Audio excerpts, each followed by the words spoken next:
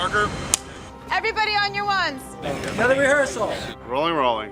Background, action. Holding the roll. I feel like that's a high school out there because you've got your different departments, almost like your different cliques. You've got the grips and electrics, they're your athletes and jocks. You've got hair, makeup, wardrobe, like your theater group. It's like summer camp where it's like we're putting on a play. Props and set dressing, they're like your tool, carpentry group. It is like going to war. Once you already join the team, you pretty much are saying yes to whatever is asked for you. You've got the actors, the popular kids, and then you've got the ADs and PAs, student council, student government. What's an AD? It's just an A and a D. Being an AD, you're kind of like the captain of the ship. You have to have everybody on the same page. I mean, they're the right hand to the director. They run the set, to be honest. A first AD does it all, and it has to do it all very, very well.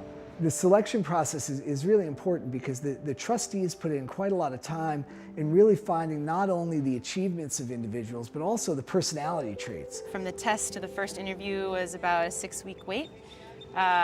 Very intense 6 weeks. You're waiting at the mailbox, waiting to see if that letter came or not.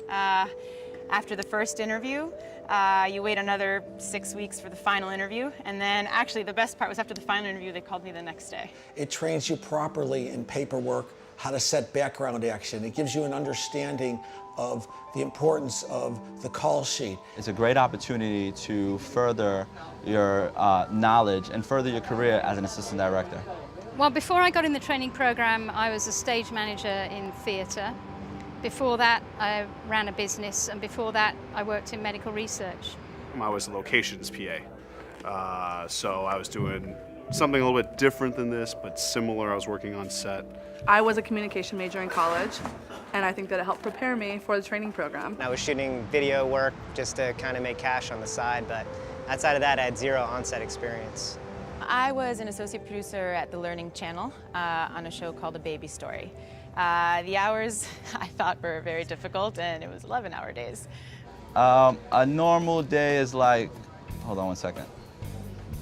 Go for me on 2. I get here on set, and right away there's some distro that I get usually at the production office the night before that people want first thing in the morning. Here today, I'm working as what's called first team helper, so assisting the first team PA with the cast, getting them through hair and makeup, getting them to set on time. I make sure that the producers get the production report right away. The script supervisor gets her script notes right away in the morning. Been doing background, so I've just been learning how to set, learning how to do the vouchers, rules, the adjustments, how to handle them. Once we start rolling on set, and everybody's kind of calmed down at that point, then I start walking around and getting manpower for the next day. Lunch, which is the best time of the day. But you got to make sure everything's right there with the count, make sure the caterer's happy, make sure the caterer's on the same page as production. You have to be able to know the schedule and who's coming in when, all the while making sure that tomorrow is set up. You have to be able to be multitasker. You're so close to your second AD because you're talking to them all day long. You have 18 hours. You can finish everything. You'd be surprised.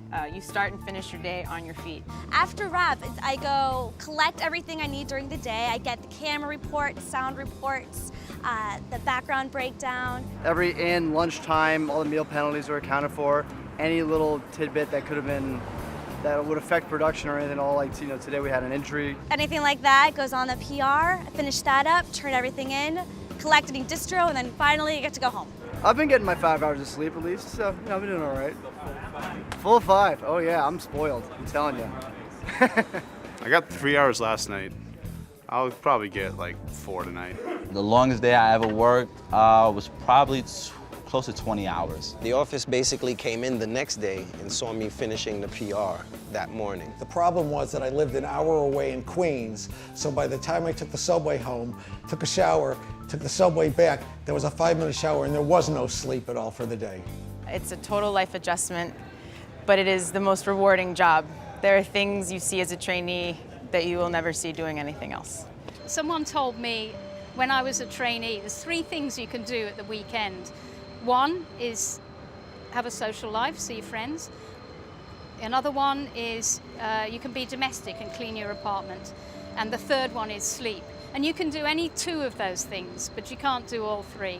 I take dance lessons on the weekend. Like, that's my release. That's what I hold on to because that's what I love and it makes me happy. You have to be able to take some time off before the next gig just to kind of get your head straight. I mean, you might be able to handle it physically, but you'll find yourself just sort of fried.